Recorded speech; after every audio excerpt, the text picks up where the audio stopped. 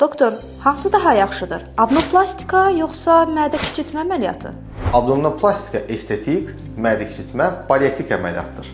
Yəni biz əgər artıq çəkidən danışırıqsa, piyələnmə xəstəliyindən danışırıqsa, bu zaman bariatrik metabolik əməliyyat olan mədə kiçiltmədən danışmalıyıq.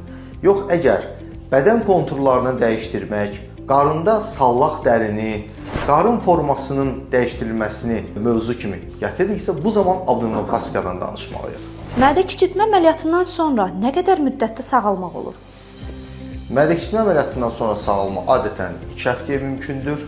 Bu zaman dəridə olan kiçik ölçülü laparoskopik əməliyyatın yerləri tam sağalır və xəstə özünü tam rahat hiss etmiş olur. Bəzi insanlarda fərdi olaraq sağalma 3 və 4 həftəyə qədər uzana bilər.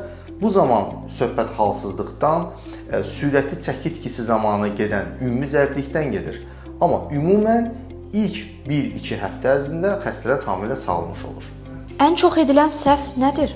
Ən çox edilən səhv abdominoplastika əməliyyatı ilə bariatrik metabolik, yəni mədə kiçiltmə əməliyyatının qarışdırılmasıdır. İnsanlar piyələnmədən əziyyət çəkdikdə bu zaman kimə müraciət edək sualı yaranır.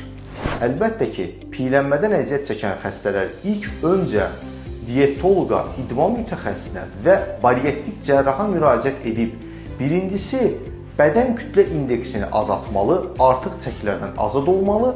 Həmin artıq çəkilərdən azad olduqdan sonra bir il yarım keçdikdən sonra estetik əməliyyat olan abdominoplastika, yəni qarıngəlmə əməliyyatına müraciət edə bilərlər.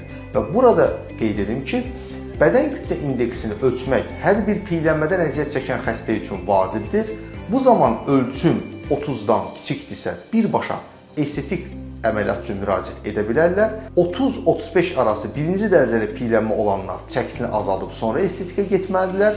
35-40 və 40 indeksdən yuxarı olan xəstələr isə mütləq şəkildə bariatrik metabolik cərrahla məsləhətləşib, lazımsa mədə kiçiltmə elətdirib, çəkisini tam endirib, bədən kütlə indeksini 30-a salıb, ondan sonra estetik cərraha müraciət etsələr, bu zaman həm estetik əməliyyatın keyfiyyəti, həm estetik əməliyyatın nəticəsi, həm də yara sağalması daha yaxşı olacaq.